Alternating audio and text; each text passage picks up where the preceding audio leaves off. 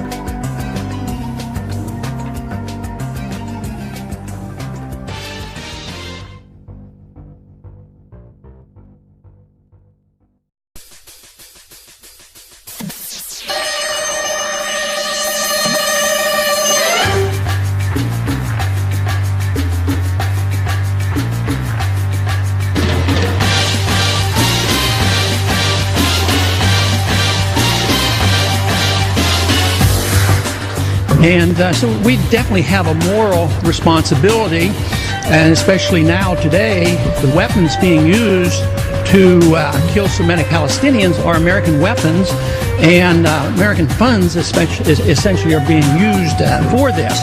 But there's a political liability which I think is something that we fail to look at, because too often there's so much blowback from our intervention in areas that we shouldn't be involved in. You know, Hamas, if you look at the history, you'll find out that Hamas was encouraged and really started by Israel, because they wanted Hamas to counteract Yasser Arafat. You say, well, yeah, that was better then and served its purpose, but we didn't want Hamas to do this. So then we as Americans say, well, we have such a good system, we're going to impose this on the world. We're going to invade Iraq and teach people how to be Democrats. We want free elections. So we encourage the Palestinians to have a free election. They do, and they elect Hamas. So we first, indirectly and directly through Israel, help establish Hamas. Then we have election. Then Hamas becomes dominant, so we have to kill them. You know, it just doesn't make sense. During the 80s, you know, we were allied with Osama bin Laden. And we were contending with the Soviets. It was at that time our CIA thought it was good if we radicalized the Muslim world. So we financed the madrasa schools to radicalize the Muslims in order to compete with the Soviets. There's too much blowback. There's a lot of reasons why we should oppose this resolution. It is not in the interest of the United States. It's not in the interest of Israel either.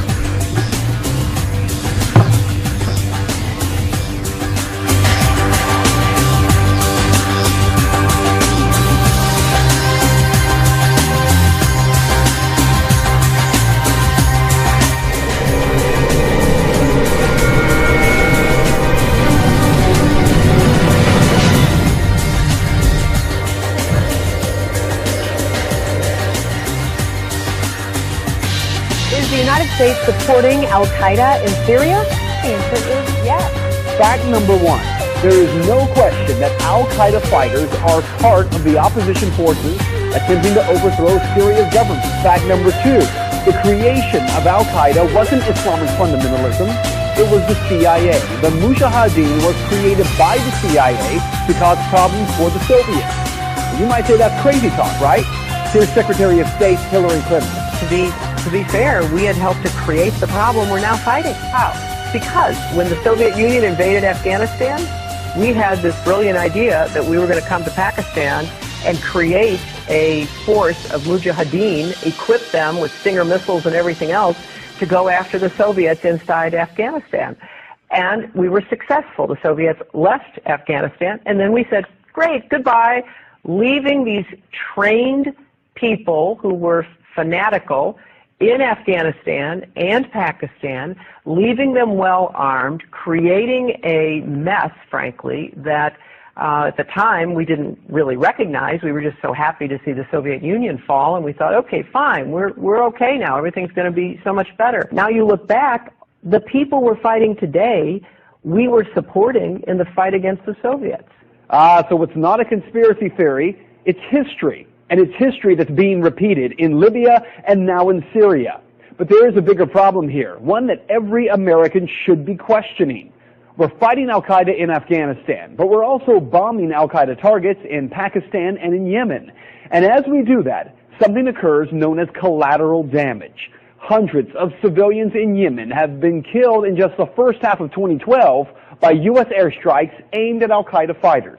We also have a history of kind of moving in and out of Pakistan. I mean, let's remember here, the people we are fighting today, we funded 20 years ago. And we did it because we were locked in this struggle with the Soviet Union. They invaded Afghanistan, and we did not want to see them control Central Asia. And we went to work. And it was President Reagan in partnership with the Congress, led by Democrats, who said, you know what, sounds like a pretty good idea. Let's deal with the ISI and the Pakistani military, and let's go recruit these mujahideen, and that's great. Let's get some to come from Saudi Arabia and other places, importing their Wahhabi brand of Islam so that we can go beat the Soviet Union. And guess what? They retreated. They lost billions of dollars, and it led to the collapse of the Soviet Union. So there's a very strong argument, which is, it wasn't a bad investment to end the Soviet Union, but let's be careful what we sow because we will harvest. And we now are making up for a lot of lost time. So what you need to know tonight is heavy. Our government is bombing sites around the world in an ongoing war with al-Qaeda. In Iraq, where al-Qaeda had no presence before the U.S. war, al-Qaeda is now thriving. The same al-Qaeda, yes, created by the U.S. government in order to harm the Soviets. And today, at least 13,000 civilians in Afghanistan are dead as a result of that war with al-Qaeda. So with all respect to Ms. Fitzgerald from the Irish Times, this is not propaganda. Rather, it is the question that every American should be demanding answers on from Congress and from this president.